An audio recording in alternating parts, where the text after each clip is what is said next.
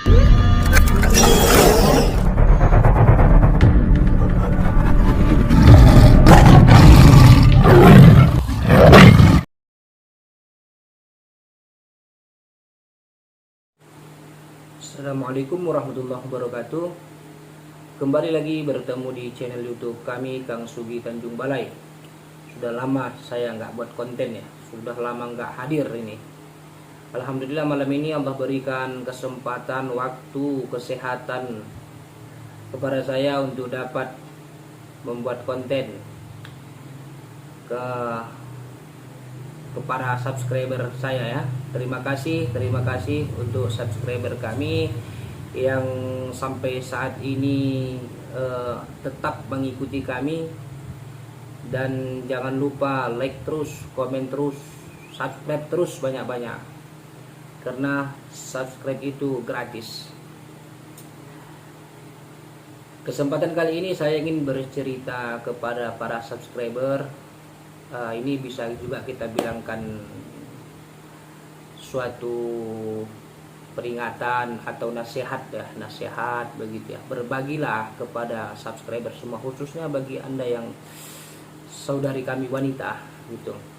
Saudari kami wanita, untuk agar hati-hati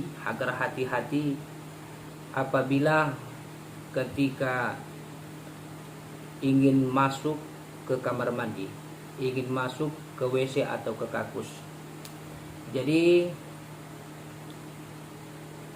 ketika ingin masuk ke kamar mandi itu kita tidak boleh sembarangan. Kita tetap bermohon, minta perlindungan kepada Allah supaya Allah selamatkan kita dari kejahatan-kejahatan jin dan setan yang ingin berbuat jahat kepada kita. Makanya kalau kamar mandi itu ada di dalam rumah, usahakan pintunya itu jangan selalu terbuka, ditutup. Karena para jin banyak yang tinggal di tempat tersebut.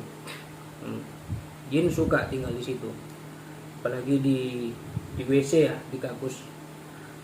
Itu sangat disukai oleh mereka. Ada satu cerita dulu ketika saya menangani pasien yang sakitnya itu disebabkan oleh membuang sesuatu ke dalam WC. Nah, gitu. Membuang sesuatu ke dalam WC dengan sembrono, dengan sembarangan. Enggak izin ya, gitulah kira-kira. Jadi dia memasak, kemudian sisa masakan air panasnya itu dibuang ke dalam kakus, ke dalam WC. Ketika dia membuang air yang panas itu, air yang mendidih itu, seketika itu badannya menggigil sejadi-jadinya.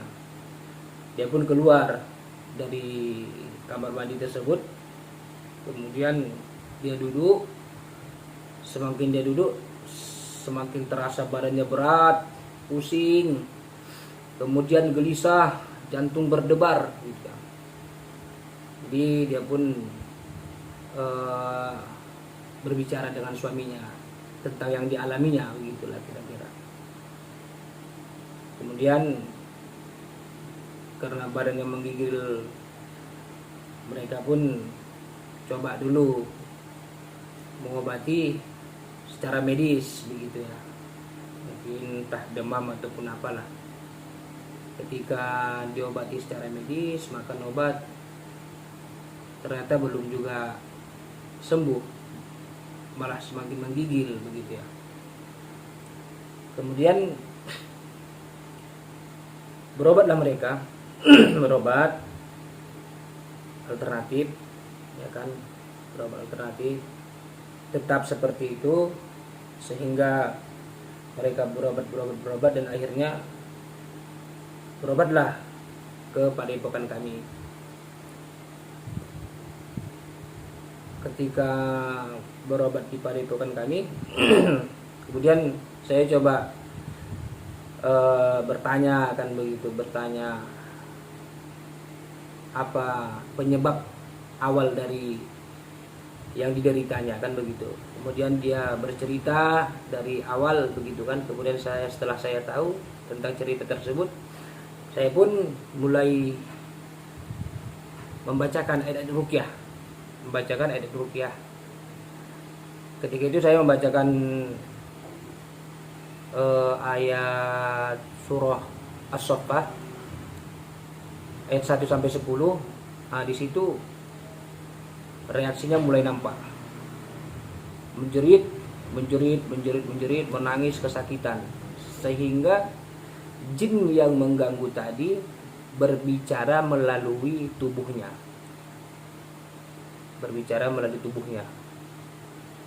Ternyata jin itu berbicara melalui tubuhnya, mengatakan bahwasanya dia telah menyakiti saya, dia telah menyiksa saya, dia telah mencelakai saya. Kemudian jin tersebut berbicara melalui tubuhnya dengan saya mempunyai hak untuk memberi pelajaran kepadanya. Kira-kira begitulah. Jadi di situ pun berkomunikasi terus dengan jinnya, dan akhirnya saya tutup pembicaraan tersebut. Bahwasanya saya katakan seorang hamba Allah ini tidak mengetahui tentang keberadaan kamu di sana. Dia sangat awam, tidak paham tentang hal itu. Jadi dia tidak tahu, tidak paham, tidak mengerti bahwasanya kalian ada di situ. Dan apapun ceritanya, ketika engkau merasuki tubuh hamba Allah ini, maka engkaulah yang bersalah. Nah, kira-kira begitulah dalam pembicaraan dialog tadi, kan begitu. Kemudian terus saya bacakan ayat ruqyah ke si pasien, dan pakai itu media air putih juga kan, saya taruh di samping di sebelah saya gitu. Setelah saya bacakan, seketika pingsan. Setelah pingsan kemudian sadar, siuman kembali, dan saya berilah air yang sudah diruqyah tadi. Alhamdulillah, insyaallah pasien tersebut sehat biiznillah. Jadi pelajaran yang kita ambil dari sini, bahwasanya jangan sekali-sekali kita itu sembarangan untuk membuang seperti air panas, apalagi memasukkan air panas itu ke dalam WC, membuangnya ke situ, itu sangat bahaya. Keselokan-selokan itu sangat bahaya, karena makhluk jin sangat suka tinggal di situ. Makanya Rasulullah ajarkan kepada kita, ada istilah bacaan masuk, bacaan ketika kita mau masuk ke dalam WC, ketika kita mau keluar dari WC. Jadi bacaan itu adalah satu permohonan kita untuk berlindung kepada Allah, dan itu juga bacaan kita itu untuk memberitahukan kepada jin tersebut bahwa kita akan melakukan aktivitas di dalamnya, seperti itu, sehingga mereka pun pergi keluar. Dan kita pun kalau misalnya mau buang air panas ke situ sudah tak masalah lagi, insya Allah nggak masalah lagi, karena kita sudah memberikan aba-aba kepada mereka pergi. Tapi kalau kita nggak berikan aba-aba, membuang terus begitu, nah itulah yang akan nanti bermasalah. Nah, jadi intinya tetap senantiasa dimanapun berada, dalam situasi apapun itu, kita tetap bermohon berlindung kepada Allah Subhanahu wa taala, lakukan ibadah-ibadah, sholat tepat waktu, sholat 5 waktu, zikrullah tetap kepada Allah, mohon terus perlindungan kepada Allah. Insya Allah akan Allah lindungi kita dimanapun kita berada dan dalam situasi apapun itu. Semoga ini bermanfaat kepada subscriber saya semua. Mudah-mudahan Allah Subhanahu wa taala senantiasa melindungi kita semua. Allah Subhanahu wa taala menyehatkan kita semua dan keluarga kita. Amin ya rabbal alamin. Insya Allah di lain waktu kita akan bertemu lagi untuk membahas hal-hal yang lainnya. Oke, saya ucapkan Assalamualaikum warahmatullahi wabarakatuh.